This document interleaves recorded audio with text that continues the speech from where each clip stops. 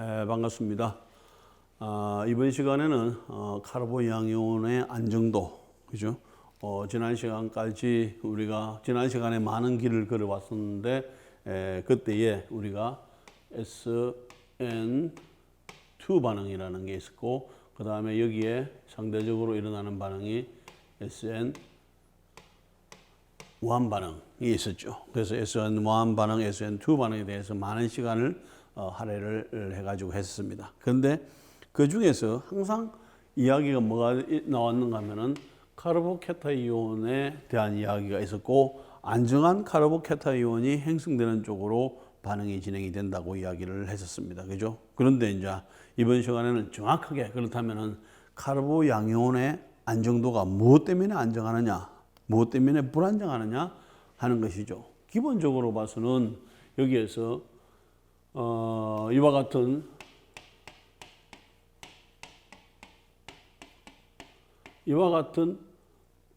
H라고 합시다. 이와 같은 상태가 더 안정하겠느냐, 아니면은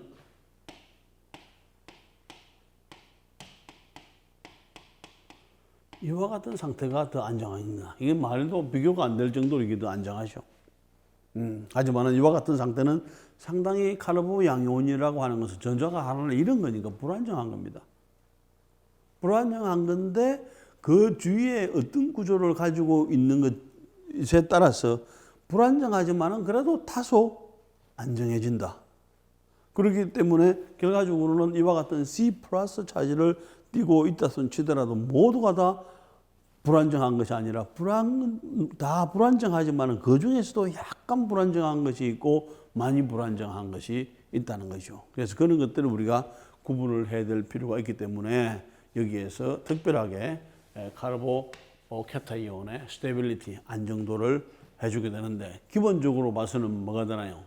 카르본 양이온은 종류에 따라서는 프라이머리, 세컨더리, 터시리가 있는데 이쪽으로 올수록 이게 더 안정합니다. 여기서도 뭐가 되나?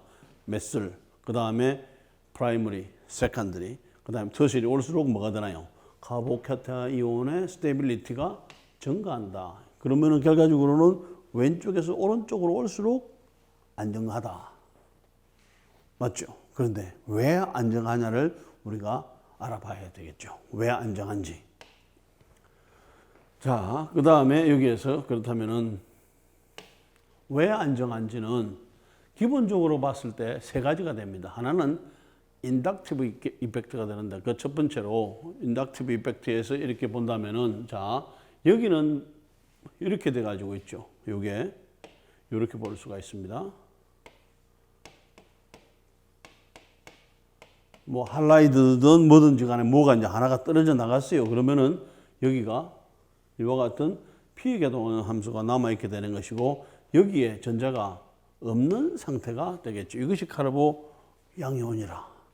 그래서 여기가 전자가 없으면은 어디서 도와줄 수 있는가 하면 여기서 도와줄 수 있는 방향이 없죠. 이미 삼각 평면으로 돼가지고 120도로 돼가지고 있기 때문에 도와줄 수가 없어. 그런데 만약에 여기에서 이런 경우에 R그룹이 CH3가 된다면은 요 CH3는 여기다가 전자를 밀어줄 수는 있게 되겠죠. 그래서 인덕티브인 게 알킬 그룹은 되게 전자를 밀어주지요. 그래서 밀어주면은 요 상태가 전자가 부족한 상태인데, 요 상태가 전자가 이렇게 엄격한 의미로 본다면은 여기가 플러스 돼 가지고 있는 상태가 되는데, 전자가 없는 데다가 여기서 약간은 요 최선을 다해서 전자를 그 많은 양은 아니지만 전자를 약간은 밀어주면은 이게 없는 것보다는 이게 있는 것이 더 안정한 상태가 되겠죠. 그래서 메슬보다는 여기서 메슬 그룹보다는 양이온보다는 1차 양이온이 더 안정하고, 여기는 그룹이 두 개가 밀어주지요. 두 개가 밀어주기 때문에 2차가 더 안정하고, 3차는 결과적으로는 여기서 하나, 여기서 하나, 여기서 하나를 세 군데서 밀어주기 때문에 더 안정하다. 그래서 메슬 그룹보다는 프라이머리보다는 세컨더리보다는 터시리로 갈수록 뭐가 되나요? 카르보케타이온의 스테빌리티가 증가한다 하는 것이고, 그 다음에 여기서 결과적으로는 다른 의미에서 본다면은 전자를 밀어줄 수 있다는 것은 전기음성도가 한쪽에 아니죠. 전자를 밀어줄 수 있는 형태가 더 많은 경우, 예를 들어서 이런 경우가 되겠죠. 이런 식으로 돼가지고 있으면 실제적으로 여기에서 이 전자를 이런 밀어줄 수가 있는 상태, 전자를 도네이팅 해줄 수 있는 행태, 전자를 끌어당기는 것 방향, 전자를 밀어주는 방향이냐 이런 걸에 따라서 뭘 할 수가 있는 거냐 하면은 카보 케타이온의 양이온이 안정도가 달라질 수 있다는 것이죠. 그래서 실제적으로는 이와 같은 메슬, 그 다음에 여기에서 1차, 그 다음에 2차, 그 다음에 3차 양이온이 갈수록 인덕티브 이펙트에 의해서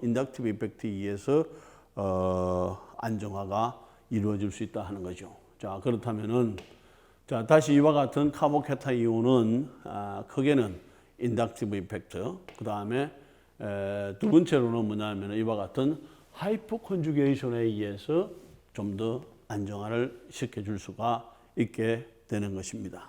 자, 물론 여기에서도 하이퍼 컨주게이션 하더라도 이와 같은 메슬인 경우에 있어서는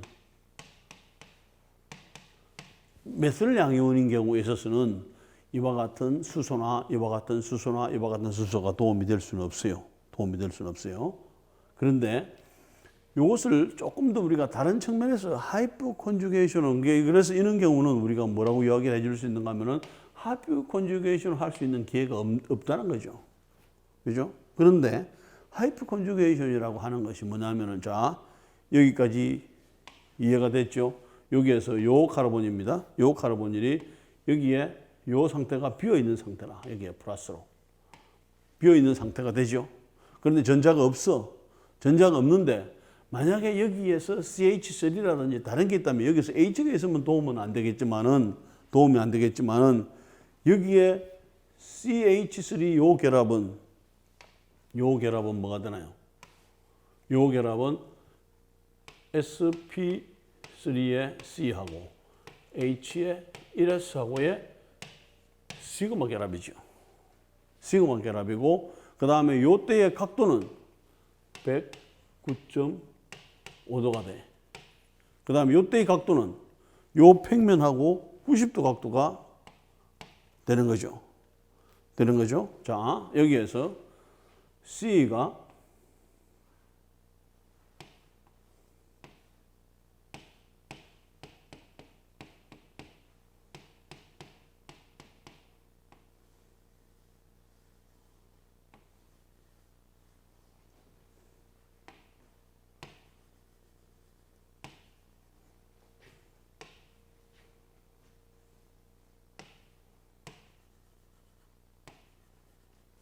이렇게 돼 가지고 있으면은 결과적으로는 이 전자가들이 같은 방향일 때에 결과적으로는 이와 같은 컨주게이션에 의해 가지고 이렇게 만나면서 결과적으로는 여기에서 이와 같은 결합을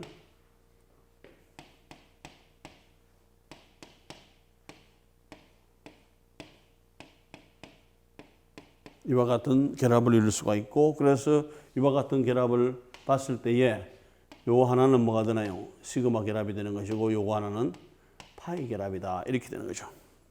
이것은 같은 형태에서 같은 방향에서 만났을 때입니다. 그죠? 그런데 여기에서 요것은 수직이고 요것은 90도니까 수직으로 돼 가지고 있고 요것은 109.5도로 돼 가지고 있으니까 수직하고는 약간은 차이가 나죠.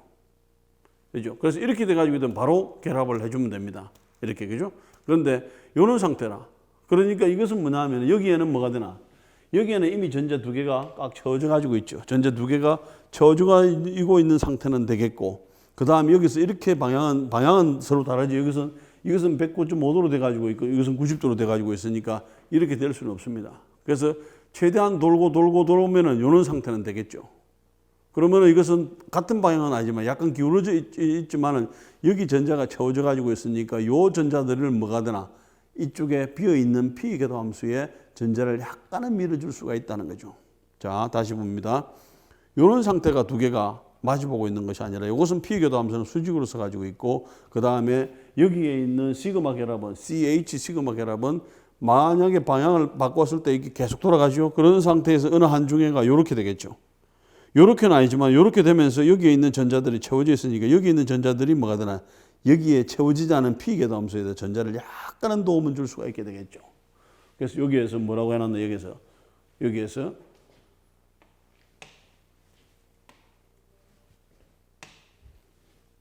이 영향이 아주 작게 되겠지만은 이렇게 되겠죠.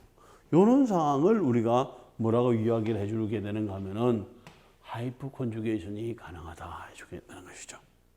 하이프 컨주게이션이 가능하다 해주게 되는 것입니다. 자, 오비탈을 가지고 설명을 하는 겁니다. 오비탈을 가지고. 자, 그랬을 때에 요 CH3가 있다면은 요것이 요런 방향이 됐을 때 이것을 좀 도와줄 수 있죠. 그 다음에 이것이 돌아가지고 요 방향이 요게 요 수소가 또 이쪽으로 왔을 때 좀 도와줄 수 있죠. 요 수소가 방향이 지금 다르지만 돌아가면서 또 이게 여기 돌아가지고 요런 상황이 됐을 때 도와줄 수가 있게 되죠. 그래서 CH3가 있다는 이야기는 하이퍼 컨주게이션을 몇 개 할 수 있다? 몇 번? 요거 한 번, 요거 한 번, 요거 한 번, 세 번 해줄 수가 있게 되는 거죠. 세 번 해줄 수가 있는 게 있고, 그 다음에 여기서는 하이퍼 컨주게이션을 해줄 수가 없어. 그렇다면은 이와 같은 하이퍼 컨주게이션을 해줄 수 없는 메슬 카르보 양이온이 더 안정할까요? 아니면은 하나, 둘, 세 개의 메슬 그룹이 돌아가면서 하이퍼 컨주게이션을 해줄 수 있는 카르보 양이온이 더 안정할까요? 이거는 요것보다는 이게 하이퍼 컨주게이션 할 수 있는 게 세 개나 되죠. 그래서 더 안정하고 여기에서 요것은 이번에 또 세 개가 더 있다면은 여섯 개가 하이퍼 컨주게이션을 해줄 수 있는 것이고 3차로 가면은 3차 카르보 양이온은 뭐가 되나 하이퍼 컨주게이션을 몇 번이나 실제적으로 9번이나 하이퍼 컨주게이션을 해줄 수 있으니까 이와 같은 하이퍼 컨주게이션이 없는 것보다는 하이퍼 컨주게이션이 적은 것보다는 하이퍼 컨주게이션이 최대한 많은 9개가 되면 가장 안정한 형태가 된다는 거죠. 자, 물론 이것이 그렇다고 해가지고 카르보 양이온이 100% 안정하냐 하지만 불안정한 건 사실이야. 하지만은 거기에서 얼마만큼 전자를 밀어주느냐에 따라서 하이퍼 컨주게이션을 하느냐에 따라서 상대적으로 좀 더 안정한, 좀 더 불안정한 카르보케타이온으로 분류를 해줄 수 있다는 거죠. 상당히 중요한 개념입니다. 이게 하이퍼 컨주게이션 개념이 계속해서 앞으로도 나오게 됩니다. 그냥 우리가 인덕티브 임팩트도 틀린 말은 아니지만 좀 더 정확한 의미는 하이퍼 컨주게이션에 의해서 카르보 양이온의 안정도를 우리가 설명하는 것이 가장 좋은 방법이 될 수 있다는 거죠. 그 다음에 이제 그러면 카르보 양이온의 안정도를 우리가 생각을 해볼 수가 있었는데 인덕티브 이펙트냐 아니면은 하이퍼 컨주게이션에 의한 이펙트냐. 그렇게 해서 어느 정도의 메슬, 그다음 프라이머리, 세컨더리, 터시리로 가면서 많아지게 되는 것이고 프라이머리는 메슬은 하이퍼 컨주게이션 하나도 못하죠. 그 다음에 1차는 하이퍼 컨주게이션 3개, 2차는 세컨더리는 6개, 3차 카르보 양이온은 9개의 하이퍼 컨주게이션을 할 수가 있기 때문에 메슬보다는 프라이머리보다는 세컨더리보다는 터시리 3차 카르보 양이온이 더 안정하다. 이렇게 나타내 줄 수가 있게 되는 것입니다. 자, 그 다음에는 이제 이와 같은 그 화합물들이 반응을 할 때에 이제 하몬드라고 하는 교수가 이게 하몬드 가스를 어떤 경우에 형태의 트랜지션 스테이트를 봐가지고 생성물에 가까운 반응을 하느냐, 출발 물질에 대한 반응물에 가까운 데서의 영향을 받느냐. 이제 거기에 따라서 생성물에 가까운 것은 반응이 잘 간다는 이야기고 반응물에 가까운 것은 반응이 잘 안 간다는 이야기로 되겠죠. 그런 식으로 구분을 하는 경우가 있는데 결과적으로 봐서는 자 우리가 조금 전에 했던 이와 같은 메슬 그룹보다는 1차, 2차, 3차로 가면서 뭐가 되나요? 카르보케타이온이 안정화가 된다고 했죠. 그런데 이와 같이 안정화가 되면서 결과적으로는 SN1 반응을 한다면은 반드시 뭐가 만들어지나요? 카르보 양이온이 만들어지게 되죠. 카르보 양이온이 만들어진다는 것은 안정한 카르보 양이온이 잘 만들어지는 것이 중요하게 되겠죠. 그러면은 뭐가 되나요? 결과적으로 이 이야기는 다른 말로 하면은 이쪽으로 갈수록 SN1 반응이 잘 일어난다. 반대로 이쪽으로 갈수록 SN1 반응이 잘 안 일어난다. 이야기를 해줄 수가 있게 되겠죠. 자, 이와 같이 이 그룹에서 이와 같은 상황이 되겠죠. 그래서 실제적으로 여기에서 본다면은 이와 같은 상황이라고 보면 되겠죠. 여기에 할라이드가 있습니다. 여기에 하나, 둘, 세 개의 터시리 그룹이 있어. 그러면은 결과적으로는 우리가 뉴클로파일이 이렇게 치고 들어가야 되는데, 여기서 막아주고 여기서 막아주고 이렇게 들어갈 자리가 없죠. 그러면서 뭐가 되나? 이것이 하나가 먼저 떨어져 나가도록 하는 거죠. 그러면 뭐가 되나? 여기에서 들어가기가 어려우니까 차선책으로 뭐가 되나? 여기 있는 그룹이 좀 떨어져 나가면 되지 않겠느냐. 특히 할라이드 같은 경우에, 왜냐하면은 할라이드로 떨어져 나가주게 되면은 결과적으로는 여기에서 BR이 떨어져 나가주게 된다면은 이와 같은 상태가 되는 거죠. 그럼 BR이 소원은 뭐가 되나요? 전자는 하나를 더 받아서 8개가 되는 것인데, 이미 여기서 전자를 가지고 나오니까 BR-가 되면은 이 자체는 결과적으로는 스테이블한 상태가 되겠죠.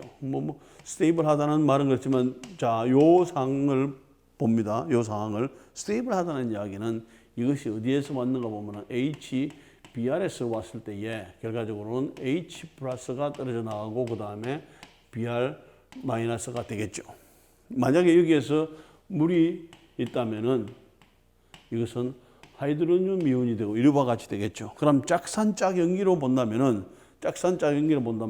요 강한 산의 짝 연기는 뭐가 되나요?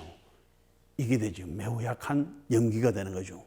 매우 약한 연기가 된다는 이야기는 결과적으로 매우 약한 뉴클로파일이 된다는 이야기고, 매우 약한 뉴클로파일은 어디에 치고 들어갈 힘이 없다는 이야기가 되겠죠.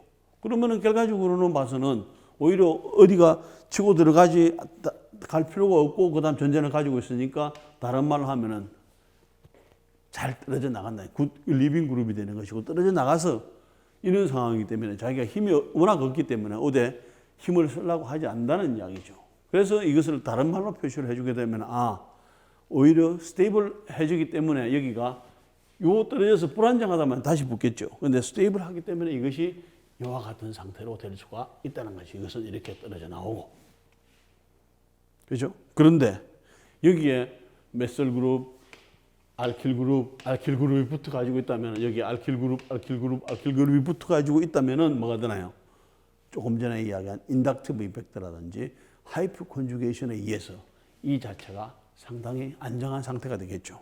하이프 컨주게이션에 의하면은 여기에 알킬이 있다면은 9개의 하이프 컨주게이션에 의해서 이것을 안정화시켜 주면은 이 반응이 잘 가게 되겠죠. 그 다음에 SN1 반응에서 이것만 만들어지면은 그 다음에 치고 들어가는 것은 그 다음에 뉴클로파일이 치고 들어가는 것은 그냥 있는 순서대로, 오는 순서대로 반응이 일어나는 거죠. 아무 저항이 없이. 그러다 보니까 결과적으로는 SN1 반응을 하는 데 있어서는 결과적으로는 반응 속도가 여기에서 들어가는 것에 2개의 영향을 받는 것이 아니라 1개는 별 영향이 없죠. 이게 먼저 만들어져야 돼요. 카르보 양이온이 이렇게 만들어져야 되죠. 이게 만들어지고 그 다음에 이것이 치고 들어가는 게, 이것만 되면은 그냥 그대로 오는 거예요. 됐죠? 그러면은 결과적으로는 이와 같이 이것이 어느 만큼 빨리 떨어지느냐, 안정한 카르보 양이온이 생성되느냐가 빨리 되면은 반응은 빨리 진행이 되는 것이고, 그 다음에 이것이 느리게 진행이 되면 반응은 느리게 되는 것이죠. 그래서 여기에서 카르보 양이온이 생성되는 단계를 우리가 rate determining step, 속도가 결정된다는 이야기죠. 속도가. 이것이 빨리 되면은 반응이 빨리 가는 것이고, 그 다음에 이것이 느리게 가면은 반응이 훨씬 더 느리게 갈 수밖에 없는 상태가 되는 거죠. 그래서 이제 이런 걸 가지고 하몬드 가설은 뭐냐 하면은, 기준을 삼을 때에 에너지 다이어그램을 그렸을 때에 트랜지트 스테이트를 유심히 보는 거죠. 트랜지트 스테이트를 봐가지고 그 다음에 반응이 빨리 가겠다, 반응이 빨리 가지 않겠다 하는 거죠. 자, 이런 상황이 됩니다. 지금 이 상황에서 본다면은 지금 여기에서 리액턴트가 있고 그 다음에 이 고개를 넘어가서 그 다음에 이런 상황이 되겠죠. 그러면은 결과적으로 봐서는 이 상황은 뭐가 되나요? 트랜지션 스테이트는 어디에 가깝느냐 하는 거죠. 어디에? 네. 결과적으로는 여기에서 이 화합물은 결과적으로는 요 프로덕트를 잘 만들 수 있을까? 아니면 이런 상태에서 프로덕트를 잘 만들 수가 있을까? 그래서 이제 크게 반응은 리액탄트보다는 프로덕트에 가깝게 트랜지션 스테이트가 있느냐, 아니면 프로덕트보다는 그 다음에 리액탄트에 가깝게 반응이 있느냐에 따라서 결과적으로는 이것은 뭐로 될 수가 있나요? 요 상태에서는 반응이 진행이 됩니다. 반응이 진행이 됐다가 다시 이게 낮아지니까 다시 치고 이렇게 올 수가 있게 되겠죠. 자, 여기서는 열심히 올라갑니다. 열심히 올라가서 그다음 여기에 이제 트랜지션 스테이트가 됐죠. 그런데 여기에서 다시 내려올 수도 있고 올라갈 수도 있는데 이번에 여기까지 갔어. 여기까지 갔는데 또 생각하니까 뭐가 되나요? 다시 여기에서 여기까지 올라가는 게 힘이 별로 안 되니까 다시 올라가서 이쪽으로 내려올 수 있다는지. 결과적으로는 이런 행태는 보면은 이 반응은 이런 상태가 된다는, 트랜지션 스테이트가 프로덕트에 가까이 있다는 이야기는 결과적으로는 뭐냐 하면은 이 반응을 오른쪽으로 가기 위해서는 여기서 뭘 해주나요? 엔도스믹 리액션인 게 에너지를 계속 가해주게 되면은 여기서 못 오게 하는 거죠. 에너지를 가해주게 되면은 결과적으로는 여기에서 이런 프로덕트가 만들어진다든지, 아니면은 이런 상태에서는 트랜지션 스테이트 고개가 낮으니까 쉽게 이렇게 내려가고 그 다음에 올라가기가 쉽지가 않지요. 그럼 여기서 머물러지게 되는 것이죠. 그러면서 결과적으로 이와 같은 형태가 되면 엑소스믹, 우리가 이것을 흡열 반응, 그 다음에 발열 반응 이런 식으로 구분을 해주게 됩니다. 그 다음에 이제 똑같은 흡열 반응이지만은 요 고개를 넘어가느냐 아니면 요 고개를 넘어가느냐. 결과적으로는 트랜지션 스테이트가 여기가 더 높고 여기가 낮게 되겠죠. 그러면은 처음에는 갈 수가 있게 되겠지만 다시 돌아와가지고 트랜지션 스테이트가 낮은 쪽으로 가서 그 다음에 에너지가 더 안정한 쪽으로 반응이 갈 수가 있을 것이고, 그 다음에 이런 상태에서는 트랜지션 스테이트에서 두 가지 경류가 있죠. 요리 가도 되고 요리 가도 되죠. 그런데 가만히 보니까 뭐가 되나? 여기 가는 것보다는 여기가 더 안정하니까 여기 간다는 이야기는 여기 반응이 진행이 되었다가 다시 이쪽으로 올 수가 있게 되는 거죠. 기본적으로 봐서는 에너지가 낮고 에너지는 같고 트랜지션 스테이트의 에너지는 같고 그 다음에 생성물의 에너지가 낮은 쪽으로 반응이 유리하게 진행이 되겠죠. 그래서 이제 이와 같은 것들을 통틀어서 하몬드 가설에서 본다면 SN1 반응은 결과적으로 봐서는 이런 상태가 할라이드지만 이것은 2차, 그 다음에 이것은 3차가 됐을 때에 어느 것이 더 빨리 일어날 수 있느냐. 요 둘 다 여기에서 보면 요 반응보다 요게 느리지만 요 두 개를 비교를 해본다면 이것이 3차가 가르보 양이온이 안정하니까 빨리 진행이 되고 이것은 느리게 진행이 되겠죠. 그러면서 결과적으로는 요게 끊어지는 것이 여기고 요 트랜지션 스테이트가 여기가 되는 것이고 여기가 된다면은 결과적으로 가서는 어느 쪽으로 반응이 가는 것이 유리하겠나요? 결과적으로 봐서는 이렇게 갈 수도 있지만은 결과적으로 봐서는 에너지가 안정한 여기 적고 여기 되죠. 그다음 여기서 좀 더 안정한 카르보 양이온이 생성되는 쪽으로 반응이 될 수밖에 없다는 거죠. 그래서 요 상태가 만들어지는 것보다는 요 상태가 더 빨리 가는 이유는 결과적으로는 카르보 양이온이 안정한 상태로 되기 때문에 여기에서 요 반응 속도가 느리다면 요 반응 속도는 빨리 진행이 된다고 볼 수가 있게 되겠죠. 그럼 이게 되면은 그 다음 반응은 자동적으로 가는 거죠. 그죠? 그 다음에 이제 우리가 전체적으로 봐서 SN1, SN2 반응을 비교를 해서 본다면은 첫 번째로 이와 같은 알킬 할라이드의 종류에 따라서 영향을 줄 수가 있게 됩니다. 그러면 이것은 메스리나 그 다음에 1차 알킬 할라이드, 그 다음에 여기서는 우리가 3차 알킬 할라이드 딱 보면은 뭐가 되나요? 이와 같은 1차 알킬 할라이드가 되면은 이와 같은 뉴클레오파일이 쉽게 치고 들어갈 수가 있게 되겠죠. 그죠? 그런데 이와 같은 3차 알킬 할라이드가 되면은 치고 들어가기 어렵다는 이야기가 되겠죠. 그럼 이런 경우에 우리가 그렇다면은 치고 들어갈 수 있는 것은 백사이드 어택이 쉽게 가능한 것은 SN2 반응이죠. SN2 반응은 메스리나 알킬 1차 알킬 할라이드에서 잘 일어나고 3차 알킬 할라이드에서는 거의 일어나지가 않는다는 이야기죠. 대신 3차 알킬 할라이드에서는 SN1 반응이 잘 일어나는 반면에 SN1 반응은 이게 끊어지는 것이 훨씬 빠르기 때문에 이것은 반응이 잘 안 일어나는 상태가 되겠죠. 그래서 알킬 할라이드의 종류에 따라서 우리가 요런 종류는 SN2 반응이 잘 일어나고 요런 종류는 SN1 반응이 잘 일어나는 반면에 여기에서 이와 같은 2차는 양쪽의 중간이 되겠죠. 그래서 뭐 필요에 따라서 SN1도 일어나고 필요에 따라서 SN2도 일어날 수가 있는데 명확한 반응은 SN2는 이런 상태에서 SN1은 이런 상태의 알킬 할라이드에서 잘 일어난다 할 수 있게 되겠죠. 자, 이번에는 여러분들이 이와 같은 스티로 케미스트리가 어떻게 되는지를 한번 보면은, 자, 요 상태는 여기에 H가 있는 겁니다. 표시를 안 했을 뿐이고 이것이 평면이니까 이렇게 되겠죠. 자, 됩니다. 그렇다면은 여기에서 뭐가 여기에서 요 상태로 봤을 때 R이냐 S냐, 뭐 물론 여기에서 본다면은 여기에 만약에 CH3가 있다면은 요와 같은 CH3가 있다면은 이것이 RS가 가능하죠. 자, 여기에서 본다면은 요게 1 되죠. 그 다음에 요게 알킬 그룹 요 똑같다 여기에 있으니까 요게 2, 요게 3 되면은 방향은 이게 이렇게 되겠죠. 요런 방향으로 돌아간다면은 이것은 여기서 우리가 S다. 그죠? 이 시계 반대 방향으로 돌아가지고 수소는 D로 들어가지고 있으니까. 그런데 이번에는 여기에 메스 그룹이 있고 여기서 생성되는 화합물은 이번에는 뭐가 되는가 하면은 여기가 H가 되죠. 그러면은 여기서도 역시 RS를 정해본다면 이것이 O가 1등. 그 다음에 C 같지만 여기가 만약에 메스 그룹이 있다면 이게 2등 되죠. 이게 2등. 요게 3등. 그래서 돌려보게 되면은 뭐가 되나요? 또 이와 같은 방향이 되죠.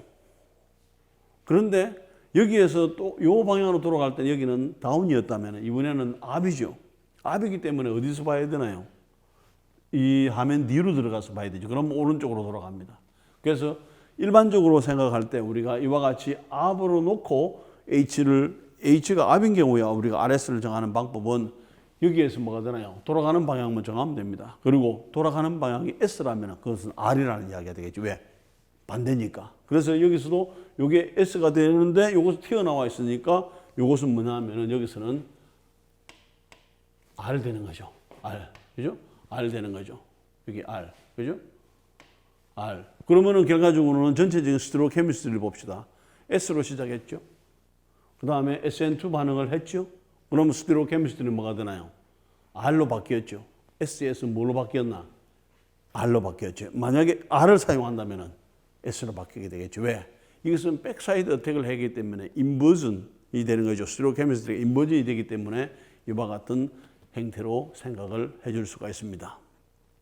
자, 그 다음에는 이번에는 SN2 반응은 이렇게 진행이 되는 반면에 SN1 반응은 일단은 뭐가 떨어져 나가줘야 되나요? 이와 같이 되죠. 자, 다시 이것이 중요한 개념입니다.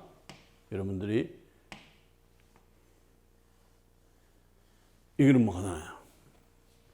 이미 여기에서 뭐가 만들어지는가 하면은 평면이죠. 평면 상태가 되죠. 평면 상태에서 이렇게 되겠죠. 이런 상태에서 그 다음에 P궤도함수가 이렇게 비어있는 상태로 되는 거죠. 이런 상태로 되는 거야.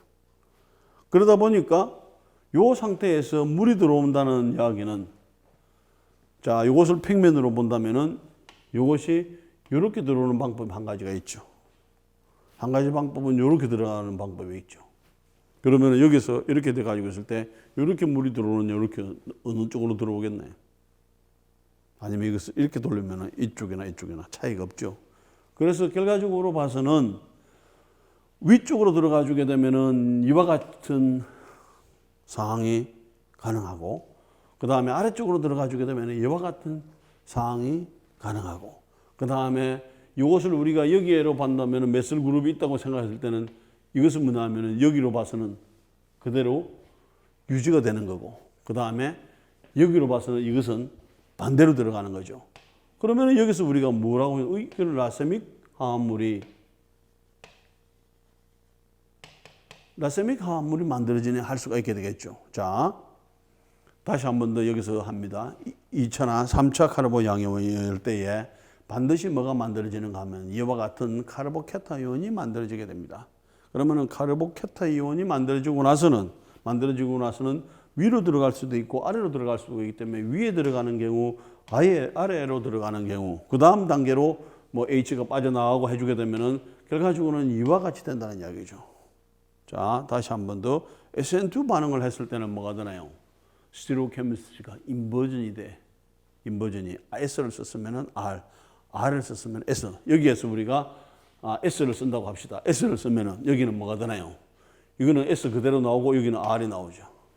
여기서 R을 쓴다면은 R은 그대로 나오고 S가 따로 나오게 되죠. 뭐가 되나요? S를 써도 RS가 나오고 R을 써도 RS가 나오는 이유는 뭐가 되나요? 요 단계를 거치기 때문이죠. 카르보케타이온이 되면은 카르보케타이온이 만들어지는 것은 좋은데 안정한 뭐가 되나요? 스티로케미스트리로 봐서는 빵점이 되는 거죠.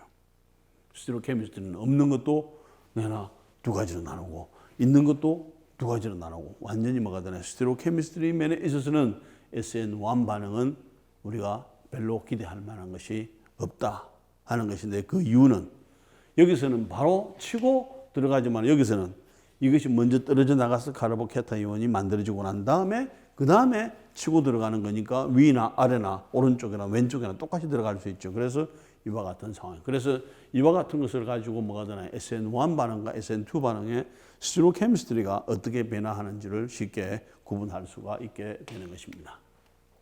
자, 물론 이제 이와 같이 다양한 형태의 함은 1, 2냐, 그 다음에 1, 2이면서도 시스냐, 트랜스냐, 1, 3냐, 1, 3이면서도 시스냐, 트랜스냐, 1, 4이면서 시스냐, 트랜스에 따라서 구조들을 이렇게 이제 그려볼 수가 있게 되는데 이와 같은 입체 구조들의 를 이용을 해가지고 어떤 생성물이 얻어질 수 있는지도 우리가 예측을 해줄 수가 있게 됩니다. 자, 그러면 이제 어떤 할라이드를 썼을 때에 어떤 할라이드를 썼을 때 반응이 잘 가느냐 하는 거죠. 결과적으로는 이와 같은 보면은 요 같은 그 그룹이 요만큼이라면은 이 그룹은 이만큼 크죠. 그 다음에 요 그룹이 요만큼이라면은 요 그룹도 여기서 그리 크지가 않아요. 그럼 뭐가 되나요? 요것은 결합을 단단히 하고 있다는 이야기. 결합의 세기가 세다는 이야기고 이것은 결합의 길이가 약하다는 이야기야. 그럼 뭐가 되나? 치고 들어갈 때에 결과적으로 SN2 반응에서는 빨리 치고 떨어져 나가야 되니까 이게 유리하고 그 다음에 SN1 반응에서는 이것이 먼저 빨리 떨어져 나가줘야만이 왜? 떨어지기가 여기보다는 이게 더 쉬우니까 결과적으로 이쪽으로 갈수록 결과적으로 SN1 반응이라든지 SN2 반응에서의 반응 속도를 증가시켜 줄 수 있다. 이렇게 볼 수가 있게 되는 거죠. 그 다음에 이제 우리가 잘 알고 있는 용매 중에서도 용매죠. 용매인데 두 가지가 있죠. 하나는 뭐가 되나요? 프로틱 솔번트. 이게 H를 가지고 있는 겁니다. H2O, CH3OH처럼 H를 가지고 있는 용매. 그런데 OH는 O와 H 사이에 극성이 있죠. 그러면서 폴라 프로틱 솔번트. 그 다음에 이것은 솔번트인데 뭐가 되나? 프로틱이 아니라 아프로틱이라고 하는 것은 H가 없는 거죠. H가 없으면서도 뭘 가지고 있는? 극성을 가지고 있는 폴라 에이프로틱 솔번트. 두 가지로 구분할 수가 있는데 폴라 프로틱 솔번트는 물 같은 이런 경우나 알코올 같은 경우에서는 SN1 반응을 빨리 증가시켜주고 왜냐하면 솔베이션을 잘하니까 그죠? 얻은 것이 와도 잘 놀아줍니다. 그 다음에 이제 폴라 에이프로틱 극성이 있으면서 H가 없는 용매는 주로 뭐가 되나요? 치고 떨어져 나가는데 SN2 반응에 상당히 유리한 용매로서 사용을 해주게 됩니다. 기본적으로 봐서는 이와 같은 종류에 따라서 이것은 SN2, 이것은 SN1을 잘 일어나는 반면에 그 다음에 여기서 반응이 잘 일어나려면 뭐가 되나요? 스트롱한 뉴클로파일이 있으면 반응이 잘 가겠죠. 아니면 이와 같은 또 용매를 반응시키기 위해서는 폴라 에이프로틱 솔번트를 해주게 되면 아세토나이트릴이라든지 DMF라든지 HMPA라든지 극성이 있으면서 H가 없는 용매를 사용해 주면 반응이 잘 가는 반면에 SN1 반응은 빨리 치는 게 아니죠. 결과적으로는 이것이 떨어져 나가도록 기다려줘야 되니까 위크한 뉴클로파일이 있을 때 반응이 잘 가고 위크한 뉴클로파일은 마이너스 차지보다는 중성인 이와 같은 CH3OH 이와 같은 에탄올처럼 이렇게 플러스 마이너스 차지가 없는 뉴클로파일이 더 유리하다는 거죠. 그 다음에 이 반응을 하기 위해서는 결과적으로 봐서는 여러분들이 폴라프로틱 솔번트에서 물이라든지 알코올 종류에서 반응이 잘 간다는 이야기는 거기서 떨어져 나오는 K 플러스라든지 NA 플러스를 잘 잡아주고 아니면 거기서 떨어져 나오는 BR 마이너스라든지 이런 것들을 잘 잡아주면서 잘 잡아주기 때문에 쉽게 반응이 진행이 될 수 있는 상황이 되겠죠. 그래서 SN1에서는 폴라프로틱 솔번트가 유리하고 SN2 반응을 하려면 폴라 에이프로틱 솔번트가 유리해지게 됩니다.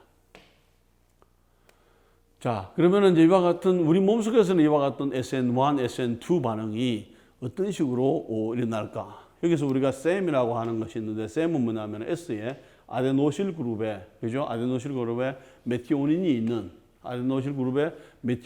있는 이와 같은 화합물을 우리가 SAM이라고 해주게 됩니다.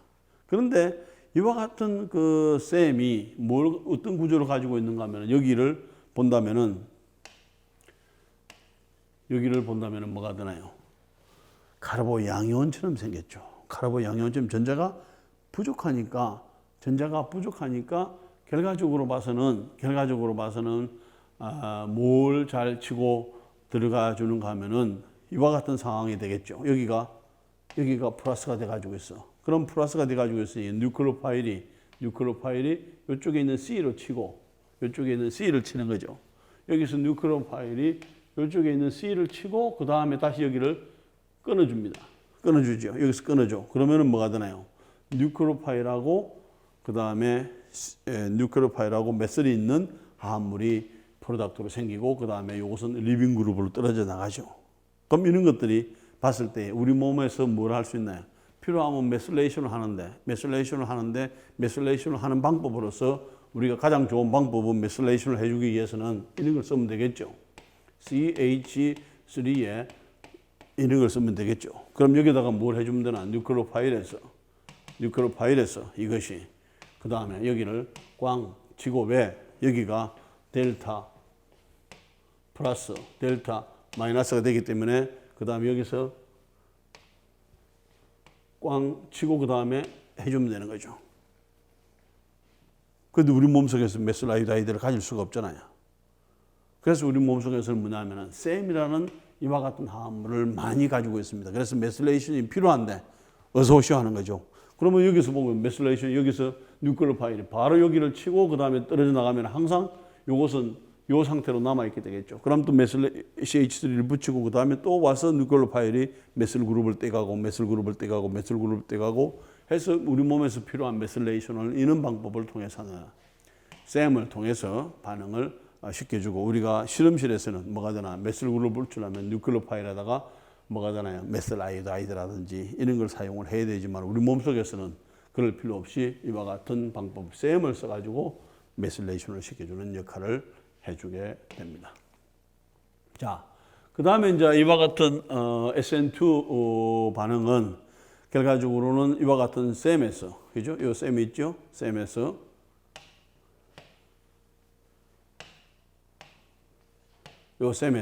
요 메슬 그룹을 이런 식으로 붙여주게 되면 뭐가 되나요? 아드레날린이 되는 거죠. 그러면 아드레날린이 많으면은 우리가 기분이 업되는 거죠. 그래서 여러 가지 일을 해줄 수가 있게 됩니다. 그죠?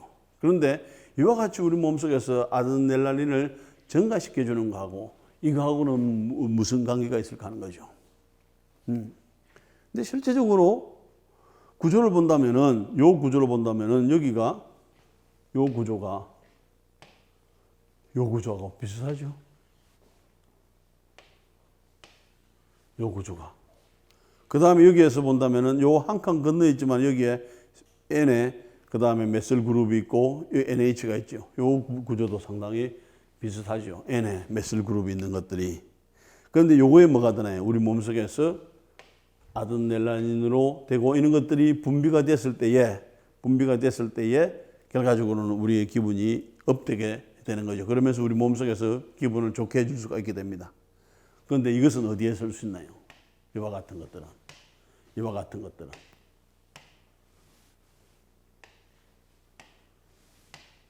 결과적으로는 우리 몸속에서 아드레날린을 분비시키지 않고 이걸 먹어주면서 우리의 기분을 계속해서 업시켜주는 역할을 해주게 되는 거죠. 그래서 이런 것들이 뭐가 되나요? 마약으로 쓰는 거죠. 향정신성 의약품 되겠죠. 마약이 우리나라에서는 마약으로 분류를 하고 있습니다. 그래서 이제 이게 마약에 보면은 또 여러분들이 이런 말을 들어봐서 힐로뽕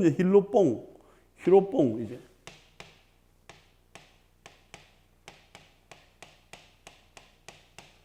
힐로폰은 뭐냐면은 일본 사람들이 기분이 업된다는 힐로폰 힐로폰 이게 기분을 업시켜주는 힐로폰인데 이게 발음이 잘 안 되니까 그냥 힐로뽕 해가지고 하는 것인데 미국에서는 주로 이런 것들은 메트암페타민 아니면은 스피드, 메스, 크리스탈로 해가지고 중고등학생들이 많이 찾는 마약이 되는 것이고 그 다음에 요것들은 주로 엑스터시, 그 다음에 아담스 이렇게도 하는데 결과적으로 이와 같은 것들은 대학생들이 많이 사용하는 마약 종류가 되겠죠. 근데 우리나라에서는 둘 다 마약으로 해가지고 강력하게 취급하고 있는데 결과적으로는 이 구조하고 요 구조하고 아드레날린의 구조하고 보면은 비슷하게 만들면은 그 효과도 뭐가 되나요? 거기에 유사한 효과들이 있기 때문에 이런 것들을 통해서 계속해서 마약이 개발이 되고 그 다음에 실제적으로는 음성화되기도 하죠. 그리고 이제 어떤 사람들은 뭐가 되나요? 여러분들이 이제 유기화학을 이렇게 배우면서 반응도 알고 실험도 알고 그러면 뭐가 되나요? 내가 집에 가서 이것을 만들어 볼까 하는 거죠. 그런 생각은 할 수 있죠. 우리 실험실에서도 저것을 얼마든지 잘 만들 수가 있습니다. 하지만 뭐가 되나 윤리적인, 도덕적인, 사회적인 관점에서 만들어서는 안 되기 때문에 안 만드는 거죠. 그래서 실제적으로 이런 사례들이 일어납니다. 미국에서나 한국에서도 실험실에서 살짝 봐가지고 뭐가 되나요? 집에 가서 만들어서 팔려고 하는 생각을 가지고 하는 것은 당연한 일일 수도 있게 되겠죠. 하지만은 기본적인 생각을 윤리적인 측면에서, 사회적인 측면에서, 도덕적인 측면에서 생각을 해본다면은 내가 이런 기술을 가지고 있다고 해가지고 뭐가 되나 만들어서는 안 되는 것이 되겠죠. 자, 이번에는 이제 할라이드인데 이번에는 알킬이 아니라 여기에서 바이닐이 있는 경우에 그 다음에 이와 같은 아로매틱이 있는 경우에 어떻게 되겠느냐 하는 거죠. 그래서 이와 같이 바이닐 경우에서 이렇게 떨어지고 나면은 이와 같은 양이온이 만들어지게 됩니다. 그래서 바이닐 케타이온이라고 하는데 이것은 뭐냐면은 매우 카르보 양이온보다는 훨씬 더 이게 알킬 카르보 양이온보다는 좀 더 불안정한 형태가 되기 때문에 결과적으로는 여기에서 뭐가 불안정하기 때문에 이것이 뭐가 되나 떨어져 나가지 않는다는 이야기죠. 그럼 뭐가 되나 여기에서 뉴클레오파일이 치고 그 다음에 이렇게 하는 것이 막아진다는 이야기가 되죠. 그러면은 결과적으로 다른 이야기를 한다면 뭐가 되나 바이닐이나 아릴 할라이드는 뭘 하지 않는다? SN1 반응이나 SN2 반응을 진행하지 않는다. SN1 반응이나 SN2 반응은 뭐가 되나요? 알킬 할라이드에서 잘 일어난다. 이렇게 이야기를 해줄 수 있게 되겠죠. 자, 전체적으로 본다면은 SN2 반응이 어떻게 일어나느냐? SN2 반응에서는 반드시 뭐가 필요하나요? 뉴클레오파일이 필요하죠. 그래서 O를 가지고 있는 뉴클레오파일, 아니면은 C를 가지고 있는 뉴클레오파일, 아니면은 N을 가지고 있는 뉴클레오파일, 아니면은 S를 가지고 있는 뉴클레오파일 이런 것들로 찾아볼 수가 있게 되겠죠. 만약에 여기는 뉴클레오파일이 들어간다면은 여기는 모르지만 OH가 들어간다든지 OR이 들어간다든지 아스테이트가 들어간다든지 CN이 들어간다든지 아니면 삼중결합이 들어간다든지 아니면은 뭐가 되나 아자이드가 들어간다든지 아니면은 아민이 들어간다든지 아니면은 사유리 들어간다든지 아니면은 설파이드가 들어가는 이런 화합물들을 얻을 수가 있게 되겠죠. 자, 그러면 이제 지금까지 우리가 했던 SN1, SN2 반응을 이용을 해가지고 우리가 필요한 화합물을 만들 때 이것을 어떻게 이용할 수 있겠느냐 하는 거죠. 자, 여기에서는 모릅니다. 몰. 그 다음 여기서도 잘 모르겠어. 몰 반응 조건을. 그런데 여기에서 우리가 얻은 것은 2메실 프로파놀을 얻었어. 그죠? 그러면 이와 같은 화합물을 얻기 위해서 가장 적절한 방법이 뭐냐 하면은, 이 상태에서, 이와 같은 상태에서 비알이 있는 화합물에다가, 비알이 있는 화합물, 알킬 되죠? 그 다음에 여기에서 OH-를 베이스로 사용하지 않고 뭐가 되나 뉴클로파일로 사용을 해주게 되면은 이것이 어떻게 반응이 진행이 되나요? 여기에서 이미 델타 플러스 델타 마이너스가 되고 여기에 델타 마이너스가 되죠. 그 다음에 이것은 이 O 마이너스가 되고 베이스도 되지만은 이것은 뭐냐면은 여기에 있는 것은 베이스도 되고 베이스는 또 뭐로 할 수 있나? 뉴클로파일로서 사용이 될 수 있는 거죠. 그래서 지금은 뭐냐면은 뉴클로파일로서 사용이 되는 거죠. 뉴클로파일로서. 그래서 뉴클로파일이 이게 어디로 치나요? 뉴클로파일이 요 뉴클로파일이 혈떡탄소를 전자가 부족하니까 이렇게 치는 거죠. 그 다음에 여기가 떨어져 나가주게 되면은 결과적으로 이런 화합물을 얻을 수 있다. 그럼 결과적으로는 뭐가 되나? 이와 같은 반응을 시키면은 생성물이 뭐가 만들어질까도 되고, 그 다음 이 생성물을 얻기 위해서는 어떤 반응을 시켜주면 될까도 가능하죠. 그러면 결과적으로 우리가 앞으로 이와 같은 내용들을 많이 알게 되면 우리가 원하는 화합물이 이런 화합물이다. 아니면 어떤 화합물이에 따라서 이걸 가지고 뭐가 되나? 이와 같은 알킬 할라이드 정하고 이와 같은 뉴클로파일 정해가지고 우리가 원하는 화합물을 만들 수가 있다는 거죠. 우리가 원하는 화합물, 유기화합물을 만드는 것을 우리가 뭐라고? 오게닉 신세시스, 그죠? 유기 합성이라고 해주게 됩니다. 왜냐하면 우리가 이와 같은 반응을 알게 된다면 우리가 원하는 다양한 화합물들을 만들 수 있다는 것이 되겠죠. 그래서 우리가 배운 SN1, SN2 반응도, 그죠? 이걸 우리가 원하고 만들고 싶어. 그러면 이와 같은 알킬 할라이드 정하고 뉴클로파일 정해가지고 하면 이것을 얻어낼 수가 있다는 거죠. 필요에 따라서는 실험실에서, 필요에 따라서는 공장 스케일로 해줄 수가 있다는 것입니다. 자, 이제 우리가 조금 더 이제 쉬어가는 의미에서 DDT가 이 장을 시작하면서 DDT에 대한 이야기는 나중에 좀 할 수 있겠다 했죠. 그래서 DDT는 정확하게 다이클로로 다이페닐 트리클로로에테인이라고 하는 화합물입니다. 이게 그렇다면 이와 같은 화합물이 어디에 쓰이느냐 하는 거죠. 우리가 실제적으로는 이와 같은 화합물은 이거 보면 상당히 좀 위험하게 보이나요? 다이클로로 다이페닐 트리클로로에테인 화합물인데 결과적으로는 이것은 이 화합물은 크게 어디에 속하면 유기염속의 화합물에 속하게 됩니다. 유기염속의 화합물은 독성이 강하고 그 다음에 대개 옛날에는 농약이라든지 이런 데 많이 썼습니다. 근데 지금은 이와 같은 것들이 인체에 해롭기 때문에 유기염속의 농약들은 거의 쓰지 않고 있습니다.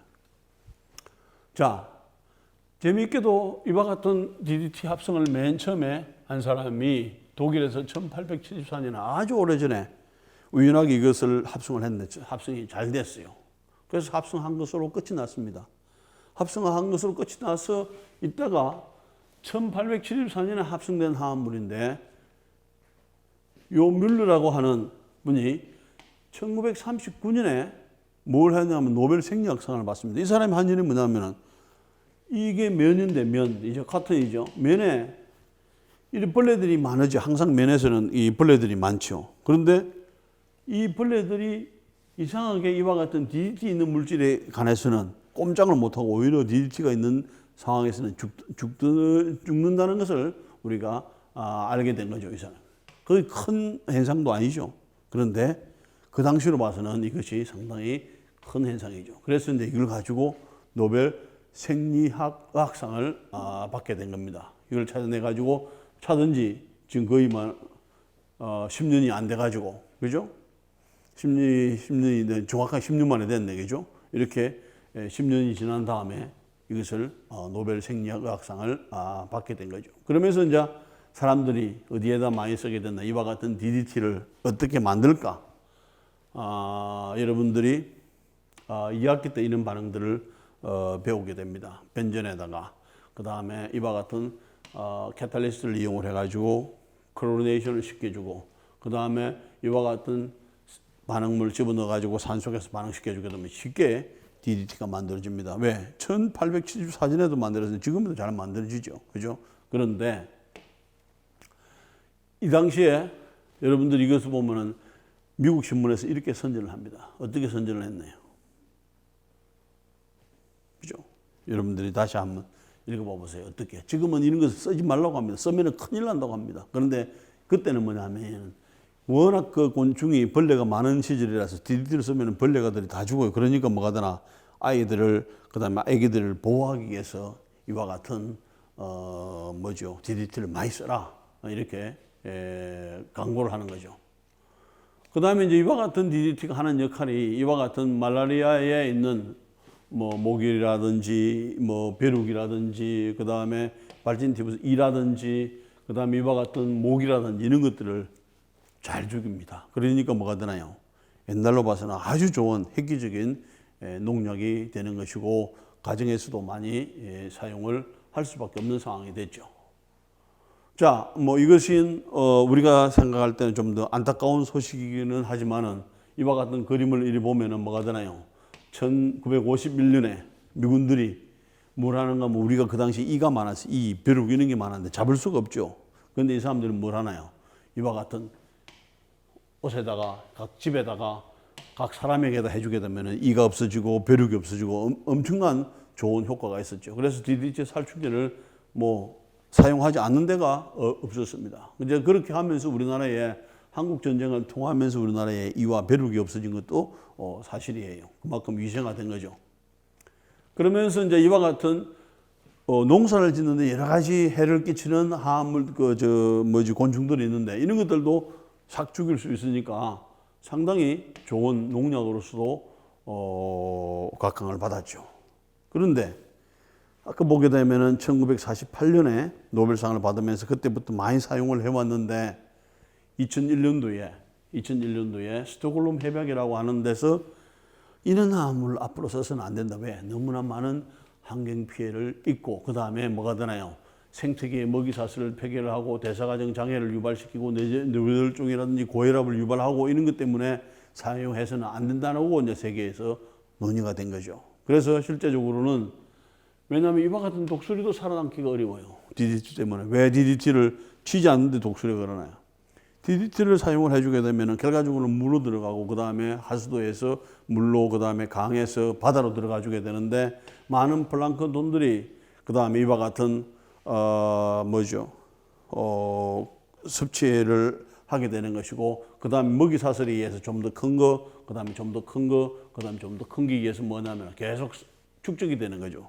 그래서 오랫동안 축적이 되면서 독수리가 열심히 자기 알을 낳아가지고 했는데 알이 부화가 안 되는 거죠. 왜냐하면 이미 독수리 껍질이 흐느적 해가지고 알도 깨어나기 전에 거기서 알로서의 역할을 딱딱해줘야 되는데 이게 흐느적 해버리는 것이 결과적으로는 DDT의 영향을 받아서 그렇다는 거죠. 자, 그러면 우리 몸속에 들어왔을 때는 이와 같은 DDT가 이와 같은 우리 몸속에 있는 포타슘 채널을 통해서 그다음 칼슘 채널을 통해서 우리 몸속에 들어오게 됩니다. 그러면서 들어오고 나서 세포 안으로 들어와서 많은 부작용을 낳게 되는 거죠. 자, 그러면서 이제 지금은 우리가 이와 같은 그 DDT를 사용을 못하고 그 다음에 이와 같은 DDT를 사용을 지금도 하는 나라들인데 아주 더운 데에 그 다음에 아프리카 이런 데서는 몇몇 나라에서는 사용하지만 우리나라에서는 이미 사용을 못하고 대부분 전 세계에서 이 DDT를 사용을 못하게 됩니다. 왜냐하면 이와 같은 좋은 효과가 있지만 너무나 많은 환경을 파괴하기 때문에 문제가 되는 거죠. 그 다음에 이 DDT와 비슷한 게 있는데 뭐냐면은 에이전트 오렌지라고 해가지고 여러분들이 고엽제라는 말을 들어봤나요? 고엽제. 그래서 월남전에 있을 때, 베트남 전쟁할 때 고엽제의 효과들이 이런 것들이죠. 그 다음에 이런 것들이. 뭐가 되는가 하면은 이와 같은 숲속에 사람이 있는지 없는지를 확인하기 위해서 공중에서 이와 같은 그 고엽제를 막 뿌리게 됩니다. 그래서 이제 그런 것들이 인체에 스며들고 해가지고 환경오염도 일으키지만은 다음에 DNA도 변화를 시켜가지고 이와 같은 여러 가지 사회적인 문제를 낳게 되는 거죠. 그렇다면은 고엽제는 뭐냐면 정확하게 이야기를 하면은 우리가 길가에 풀이 나지 못하게 하는 그는 그 역할을 해주게 되는 제초제 역할이죠. 그래서 2,4,5-T라든지 그 다음에 2,4-D라든지 이런 것들은 제초제 역할은 상당히 잘해줍니다. 그러면은 월남전을 할 때에 실제적으로 공중에서 뿌린 것은 이와 같은 2,4,5-T라든지 2,4-D를 뿌린 것이지 그 다음에 이 사람들을 괴롭기 위해서 만든 것은 아니었습니다. 그런데 왜 이와 같은 현상이 일어나느냐는 거죠. 그런데 그 당시에 뿌렸던 그 2,4,5-T하고 그 다음에 2,4-D를 뿌린 양이 이만큼입니다. 11 밀리언 갤론을 공중에서 뿌린 거죠. 어마어마한 양이죠. 그래서 이걸 뿌릴 때는 이와 같은 프로젝트 네임을 해가지고 오퍼레이션 렌치 핸드라고 하는 이와 같은 작전명을 가지고 이런 작업을 했는데 문제는 이것은 제초제를 뿌렸는데 실제적으로는 뿌린 결과가 뭐냐면 다이옥신은 지금까지 알려져 가지고 있는 화합물 중에서 가장 독성이 강한 물질입니다. 그죠? 이런 물질이 만들어지는 거죠. 그 사람들이 어떤 문제는 다이옥신에 의해서 상처가 그 다음에 유전이 이렇게 되는 거죠. 상당히 큰 문제가 이렇게 다이옥신이 이렇게 생겼어요. 이렇게 하나, 둘, 세 고리가 있는데 여기에 이렇게 돼가지고 있고 여기에 상당히 매우 안정한 화합물이 생기게 되겠고 그 다음에 이런 화합물들이 매우 안정하면서 아주 가장 독성을 많이 가지고 있는 물질이 됩니다. 그래서 다이옥신, TCDD 아니면 이런 이름으로 여러 가지 이름으로 불리게 됩니다.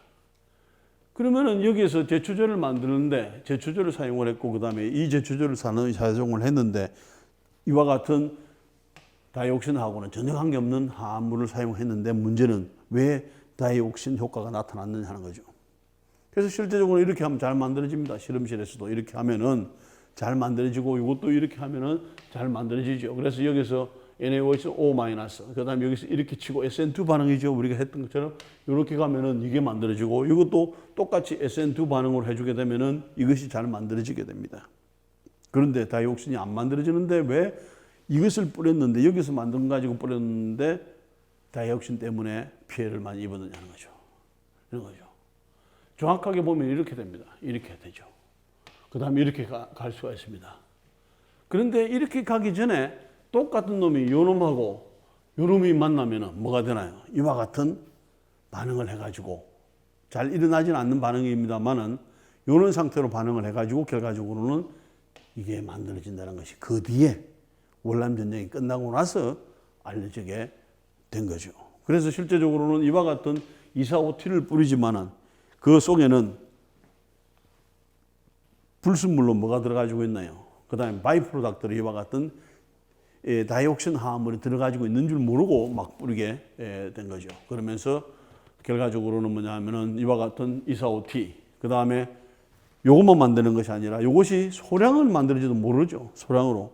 그런데 소량으로 만들어지지만은 아주 소량이지만은 결과적으로 요것만 뿌려야 될 걸 요걸 섞어가지고 있는 상태를 뿌리니까 제초제를 뿌리면서 결과적으로는 다이옥신을 뿌린 결과가 되는 것이죠. 그래서 그런 결과가 되니까 결과적으로 수많은 사람들이 피해를 입고 그 다음에 수많은 환경적인 피해를 보게 된 것입니다.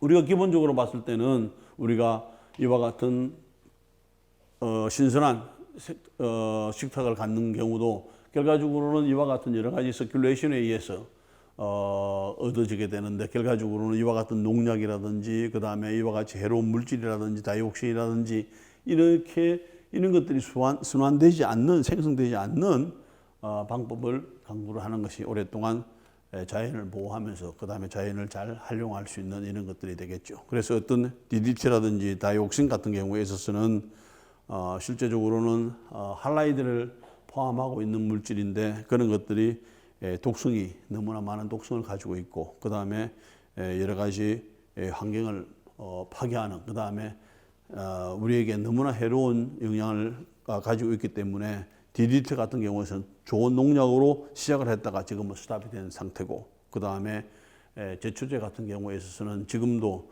이사디라든지 이사오티는 쓸 수가 없어요. 왜? 중간에 바이 프로덕트로 생기는 부생성물로 생기는 다이옥신이 매우 독성을 가지고 있기 때문에 제초제는 지금까지는 그전에는 썼지만은 우리나라에서도 많이 썼습니다. 그런데 이제 지금은 이사디라든지 이사오티 이와 같은 제초제를 전혀 사용을 하지 않고 그보다 활성이 좀 적더라도 우리 몸에 해롭지 않은 제초제들을 사용을 하고 있고 그 다음에 이런 것들이 결과적으로 우리가 이 시간까지 배운 SN1 반응이라든지 SN2 반응하고 관계가 있기 때문에 덧붙여서 말씀을 드린 겁니다. 오늘은 여기서 마치도록 하겠습니다. 예, 수고했습니다.